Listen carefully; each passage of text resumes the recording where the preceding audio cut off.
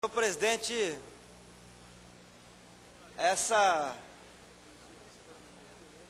esse é um paradoxo realmente. É uma sessão corujão chamada pelos tucanos em ritmo de bicho preguiça. Então mas um bicho preguiça necessário, porque infelizmente, apesar de todo o prolongamento do debate que nós estamos fazendo, o governo até agora não cedeu em nenhum milímetro nas necessárias mudanças que esse projeto precisa passar, senhor Cândido. Infelizmente, o governo tem feito quase que papel de surdo na discussão dessa questão, que não é uma questão qualquer. A Previdência Pública no Brasil, na década de 90, ganhou uma centralidade enorme no que tange as questões de Estado. E o que nós estamos discutindo, já desde que se iniciou essa nova legislatura, que inicialmente era o projeto do empréstimo para o metrô, e logo findando o projeto do empréstimo do metrô, a Assembleia iniciou o debate da reforma da Previdência Estadual. Queria dizer, presidente, que eu gostaria muito de ter na discussão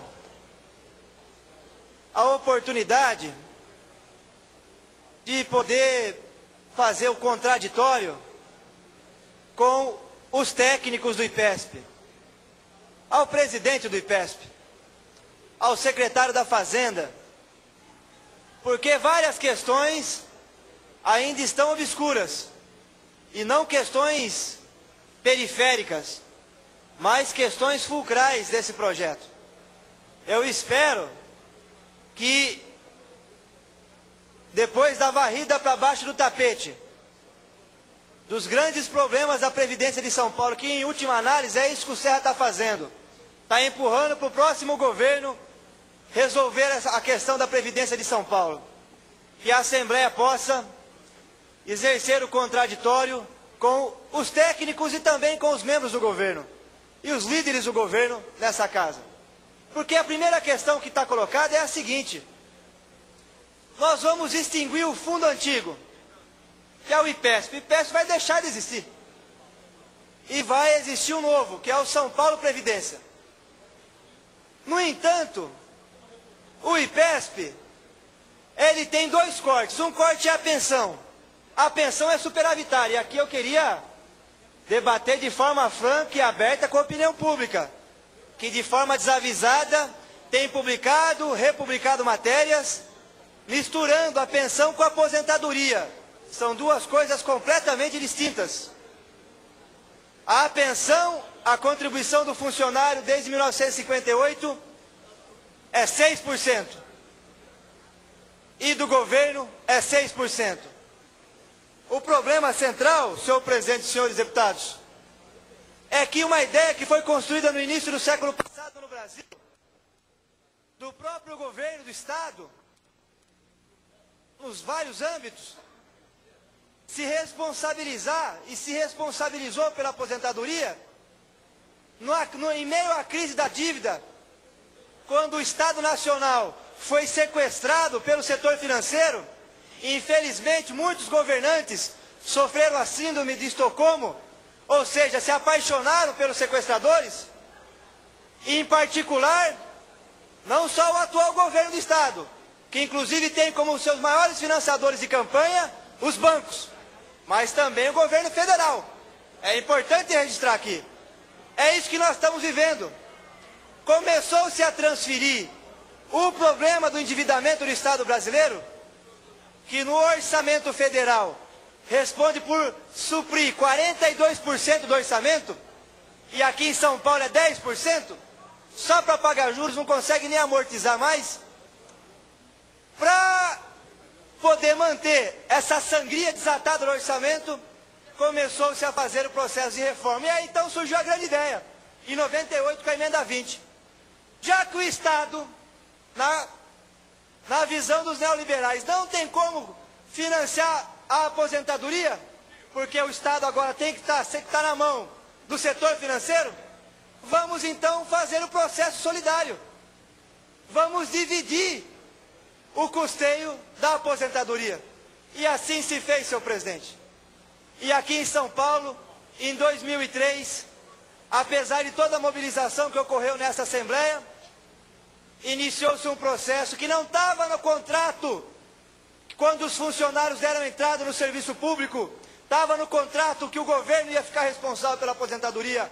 Só estava no contrato que o funcionário ia ter duas contribuições, a pensão e a saúde, que é 2%, e a pensão é 6%, 8%. Mas o governador teve a grande ideia, o governo Alckmin. Qual foi? Vamos para custear a aposentadoria, já que não debate o problema da dívida, vamos garrotear o funcionalismo público. E assim se fez, e essa Assembleia, de forma trágica, acabou que aprovando mais um confisco de 5% dos funcionários públicos. Mas, se não obstante isso, dado que, durante anos, décadas, 20, 25, 19, 10, o Estado nunca fez a contrapartida dele na aposentadoria, é necessário aumentar a contribuição.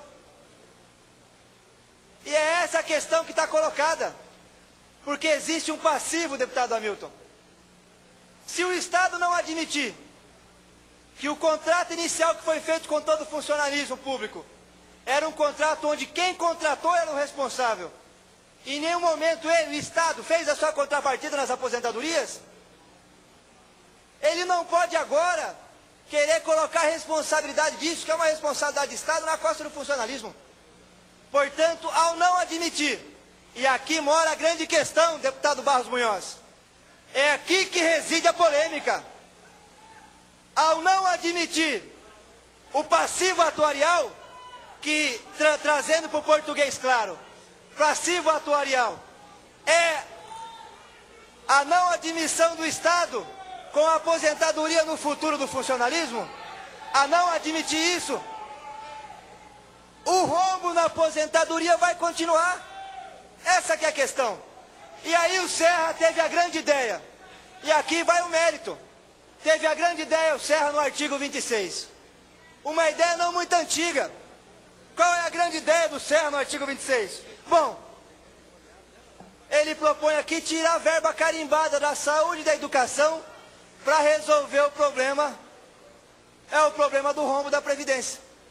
O artigo 26, o governo é muito claro, eu quero fazer questão de ler, porque agora os tucanos deram de publicar leis e dizer que elas não existem. Foi assim no debate dos decretos. Vários tucanos usaram da palavra para dizer que os decretos não existiam. Então eu vou fazer questão de ler para dizer que o artigo 26 existe. E está aqui, senhor presidente. Está aqui. Os valores dos benefícios pagos pela SPPrev serão computados para efeito de cumprimento de vinculações legais e constitucionais e gastos em áreas específicas, deduzidos do repasse obrigatório de recursos a outras entidades, órgãos ou poderes, dos quais ou os inativos, ou respectivos beneficiários forem originários. Ou seja, o governo não quer fazer o cálculo do passivo atuarial, que é a sua responsabilidade histórica de ter construído um fundo da aposentadoria. E ainda quer tirar da cartola uma saída fácil, quer retirar dinheiro de rubrica. E isso é inconstitucional, porque diz a nossa Constituição que vinculação só pode ter dois tipos de gasto: com o pessoal ou com estrutura.